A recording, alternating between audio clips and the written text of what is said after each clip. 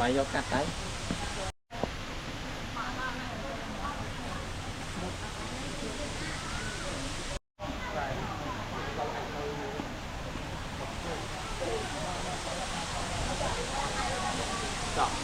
Chị bay action nói đi bay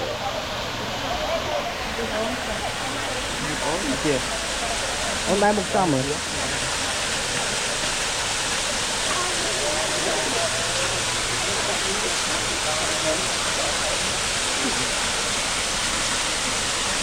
học theo bạn nhân là trôi sắp tích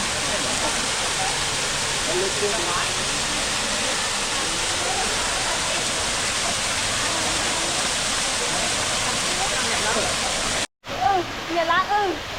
Nhà lá ư tự nhiên người mua. Nhà mới có được mua mà thôi.